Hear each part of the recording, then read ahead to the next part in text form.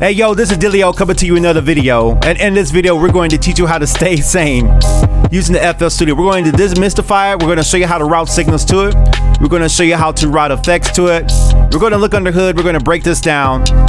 If you like content like this, let me know in the comments below. And also, I need your help because I'm trying to get to 100,000 subscribers. So if you like this kind of content, if you've never been here before, please hit the subscribe button. Help me get to that goal. And we're going to keep this moving, all right?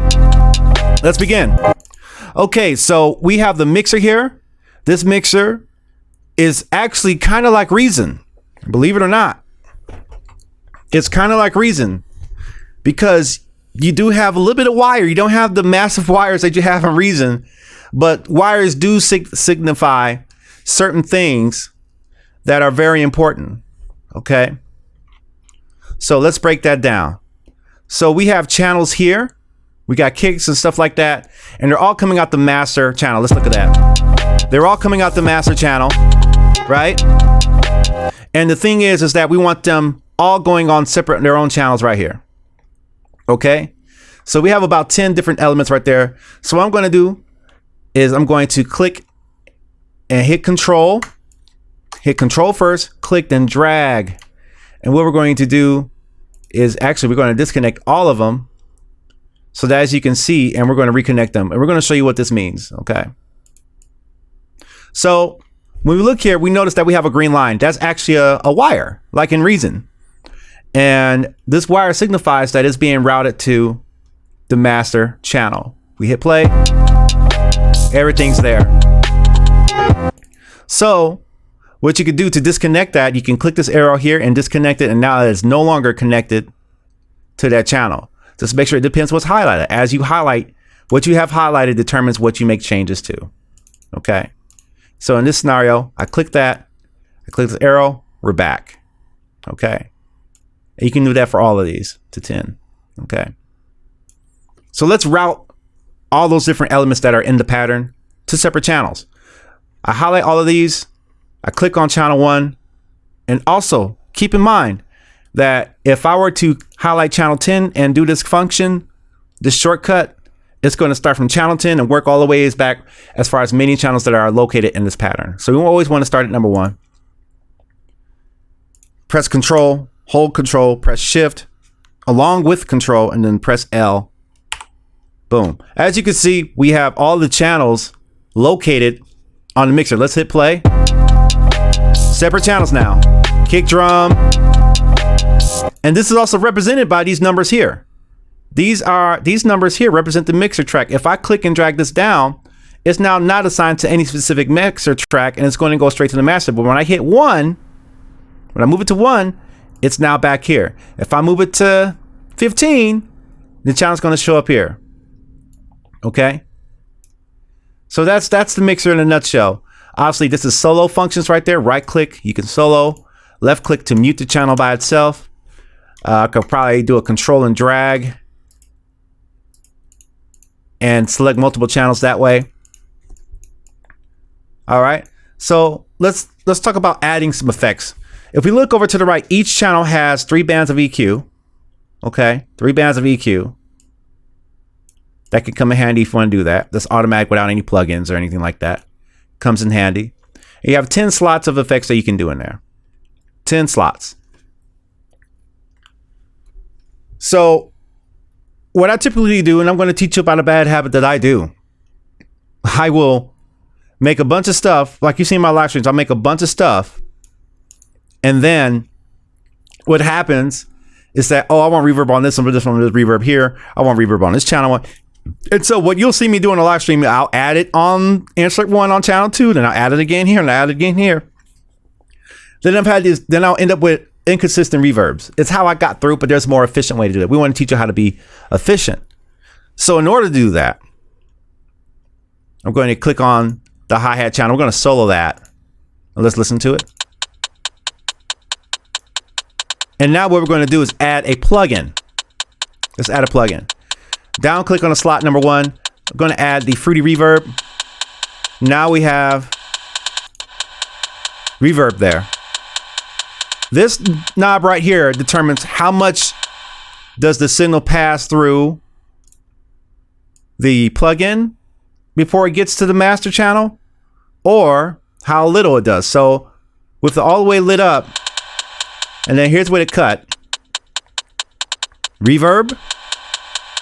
And this little knob right here that I'm changing right here that I'm circling. No reverb. There are other ways to do this, but this is the basic one.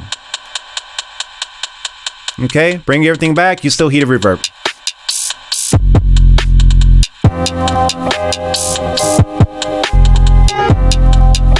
So let's try to work a little bit more efficient. How do we do that? So in order to do that more efficiently, we can click that down arrow and delete that, clear that out. And we're going to turn another channel into the effects channel. And we're going to route all of these to that one effects channel. So let's select channel 15. I'm going to give it some color. I'm going to color it green because I like color green. You know that. I do that. Now, what I'm going to do is I'm going to dock it to the right so it's always in sight. Dock to. Right. I'm right clicking. Dock to. Right. I can bring it back into the middle. Or if I want to, I can right click, dock to, move to the left. Or dock to left. And it'll be over here, inside of here. But I want it to the right, just to kind of keep it separate. So dock to right. Okay. As you can see, this down arrow represents this, that little reason wire again, routing to the main master. If I want to disconnect it, all I gotta do is click this little arrow up here. It's gone. If I want it back, click that arrow there. It's back. Okay. So as I do that, let's say I want to add a reverb to here. Reverb, and I want to make sure there's reverb there. Let's take out the dry. And let's make this signal completely wet. But we don't have anything going to there. So what we're going to do, we're going to create a sidechain. And we're going to go into more sidechain. If you'd like to learn more about sidechain, let me know in the comments below. I'll make that into another video. All right. I'm going to click this and highlight all these channels by hitting Control. And I'm going to click the green area. And I'm going to drag it with my left mouse. I'm going to right click here. Sidechain to this track. When I do that, all of these tracks now have, see, there's two wires coming out of the bottom there.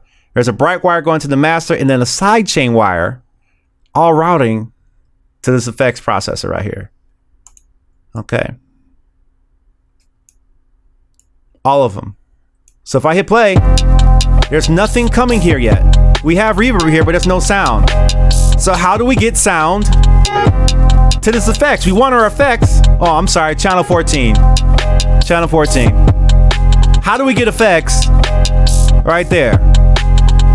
Very simple. We're going to add it to the hi-hat. Notice that if I highlight the channel, we see wires here. Now, when I click here, we're going to hear the reverb come back on its own channel. We're going to hit play. Let's listen to the sound of the hi-hat sample, which is on channel 2.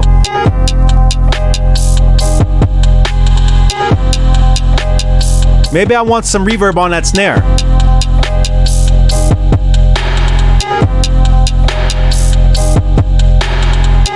Now we have reverb on the snare. Maybe I want some on this little shaker sound.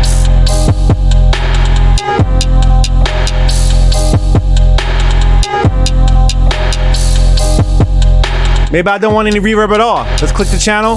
Let's kill it. Or maybe I want a little bit of less reverb. I can bring it down here. We're back dry again.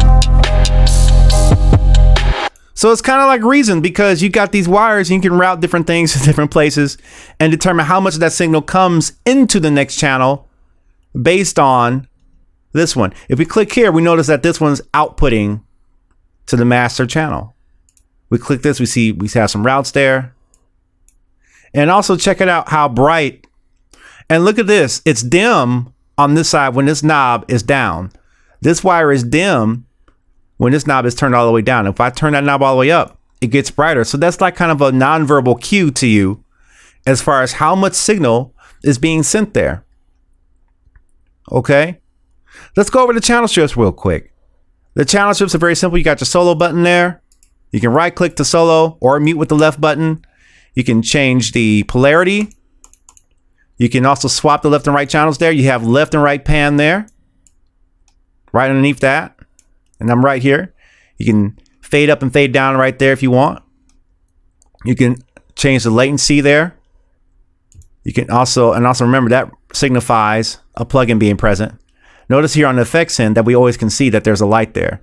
If I pay attention to this light when I remove that plugin, it's gone. Boom. If I want it back, let's go ahead and hit that slot. And again, you can add as many plugins as you want within these 10 slots. It is more efficient for your computer and for your mix to use just one reverb than a bunch of different reverbs. There's no rules, as I will preach in a live stream. There's no rules. But if you just used one reverb, one delay, or combine them together like that, you can make FL Studio work that much more efficiently for you. That's why it's important to learn this signal flow in the mixer so that you can use it to your advantage. And again, also with these, all being on separate channels, it enables you to export into separate channels, which we'll talk about in another video. If you have any questions about this, let me know in the comments below. This is the mixer demystified. As you can see, pay attention to how to route things on here because it's not as crazy as it seems. Once again, just a quick review. If you want to separate everything into its own channel, highlight it all here by double clicking that. You got all the channels there. Go to the first channel that you want FL Studio to automatically assign for you.